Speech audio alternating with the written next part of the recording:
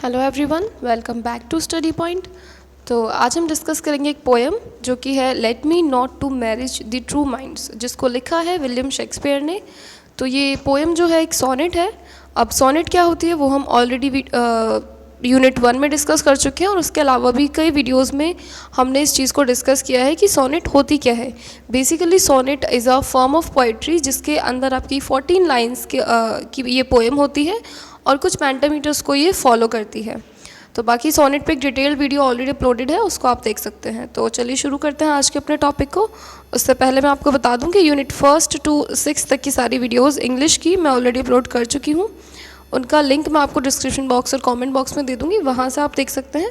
इसके अलावा प्लेलिस्ट भी है चैनल पे, प्लेलिस्ट से भी देख सकते हैं। और अगर आपको इन वीडियोज़ के लेक्चर्स के नोट्स या PDF चाहिए तो आप टेलीग्राम ग्रुप ज्वाइन करके वहाँ से डाउनलोड कर सकते हैं। तो चलिए शुरू करते हैं फिर आज का topic, let me not to marriage of true minds. इसको लिखा है विलियम शेक्सपियर ने। अगर हम इस पोएम की थीम की बात करें तो वो लव है बेसिकली। और अगर आपको थीम्स नहीं भी पता है तो कई बार आप पोइट के नेम से भी थीम को पता लगा सकते हैं, क्योंकि अगर हम विलियम शेक्सपियर की बात करें तो जनरली जो इनकी पोएम्स की थीम रहती है वो लव बेस्ड या फ्रेंडशिप या टाइम, यही कुछ कॉमन चीज़ें हमेशा इनकी पोएम्स की थीम रहती हैं। तो थीम को आइडेंटिफाई करने में आपको प्रॉब्लम नहीं आएगी। और अगर हम इसकी फॉर्म की बात करें तो ये एक सोनेट है, सोनेट नंबर 116 ये है। तो अगर हम बात करें कि एग्ज़ाम में क्वेश्चंस किस टाइप से आते हैं पोएम से, तो कोई भी पोएम का स्टैंजा आपको दिया जाएगा जिसमें कि आपको एक्सप्लेनेशन पूछी जाएगी, या उसके अलावा जो पोएम है उसकी थीम, उसका स्ट्रक्चर, पोएटिक डिवाइसेस, ये सारी चीज़ें आपसे पूछ सकता है। जैसे अगर हम बात करें यहाँ पे फिगर ऑफ स्पीच में आपका मेटाफर यूज़ हुआ है, तो फिगर ऑफ स्पीच में आपको लिखना होगा। और अगर हम पोएटिक डिवाइसेस की बात करें तो आयम्बिक पेंटामीटर को यहाँ पे फॉलो किया गया है।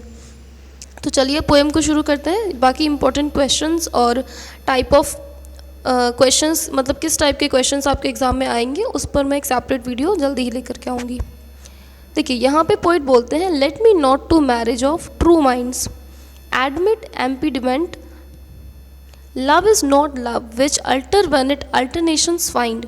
देखिए स्टार्टिंग की 3 लाइनों में पोइट ने कहने की कोशिश की है let me not to the marriage of true minds, मतलब जहाँ पर भी सच्चा प्रेम होता है। देखिए मैरिज ऑफ ट्रू माइंड्स का यहाँ पे मीनिंग है सच्चा प्रेम। सच्चे प्रेम के बीच में कोई भी इम्पेडिमेंट्स का मतलब है रुकावट या ऑब्स्टेकल्स नहीं होते हैं। तो अगर आपका प्रेम सच्चा है तो उसके बीच में कोई भी रुकावट नहीं आ सकती है, या कोई भी आउटर सोर्स आपके लव के बीच में एक प्रॉब्लम क्रिएट नहीं कर सकता है। आगे ये कहते हैं love is not love which alter.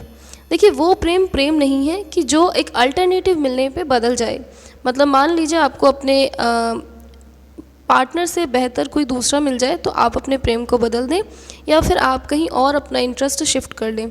या फिर ऐसा भी हो सकता है कि अगर आपका जो पार्टनर है उसका आपके प्रति प्रेम या आपके प्रति उसका प्रेम बदल जाए तो फिर आप भी अपना उसके प्रति प्रेम बदल दें। तो ऐसा प्रेम सच्चा प्रेम नहीं कहलाता है।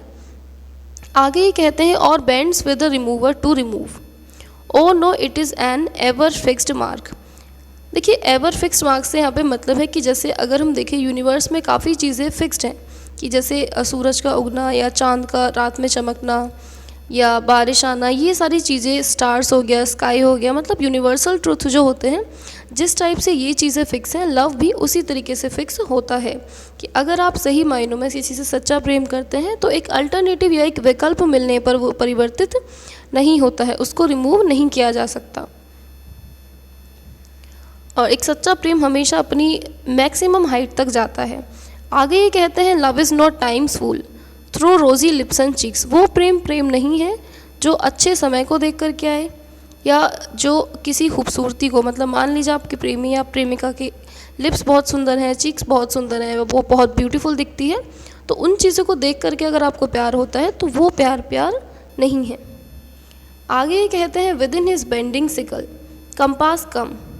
देखिए सच्चा प्रेम वही है जो केवल अच्छे वक्त में ही नहीं बल्कि बीमारी में, मतलब सच्चे प्रेम की पहचान तभी है जब वो बीमारी में भी आपको छोड़ करके ना जाए। अगर आपका प्रेम बीमारी में भी आपके साथ है तो वो प्रेम सच्चा प्रेम है। Love alters not with the brief hours and weeks. तो ये कहते हैं कि घंटों घंटों या हफ्तों हफ्तों समय बिताने से ही सच्चा प्रेम नहीं होता है। सच्चा प्रेम वो है जो दूर रहकर भी निभाया जा सके और बिना मिले या बिना साथ रहे भी जिसका जो एक कह सकते हो कि जो उनके बीच का रिलेशन है वो कभी ना बदले। But bears it out even the edge of doom if be error. देखिए ये कहते हैं कि चाहे पूरी कायनात में आप जाकर के देखें, जो इन्होंने कहा है अगर ये आपको गलत मिले या अगर आपको लगता है कि हाँ जो डेफिनेशन विलियम शेक्सपियर ने दी है लव की अगर वो डेफिनेशन ट्रू नहीं होती है तो वो जो पोइट है वो कहना चाहते हैं कि वो पोइट्री लिखना बंद कर देंगे। I will writ no man ever loved, कि अगर आप पाते हैं कि प्यार के कुछ और मायने होते हैं या जो डेफिनेशन उन्होंने दी है लव की वो डेफिनेशन नहीं होती है तो वो कभी भी प्यार पे या इस थीम पे कभी भी लिखेंगे नहीं, वो लिखना बंद कर देंगे। तो अगर इन चीज़ों को आप गलत पाते हैं तो ये थी छोटी सी poem let be not to marriage of true minds. तो काफ़ी ब्यूटीफुल सी पोएम है ये, थीम इसकी लव थी, फॉर्म की बात करें तो ये सोनेट थी और मैरिज ऑफ ट्रू माइंड्स में यहाँ पे मेटाफर को यूज़ किया गया है, ट्रू रिलेशन के लिए ये एक टर्म यूज़ की गई है। ठीक है, पॉलिटी और हिस्ट्री की वीडियोस भी मैं जल्दी ही यूनिट वाइज अपलोड करूँगी बिकॉज इंग्लिश का हम ऑलरेडी 90% सिलेबस ख़त्म कर चुके हैं। अब आपकी यूनिट 7th और 8th बच जाती है जिनकी वीडियोस कल शाम या आज तक आपको पूरी ही मिल जाएंगी। चलिए फिर मिलते हैं नेक्स्ट वीडियो में, तब तक के लिए बाय बाय।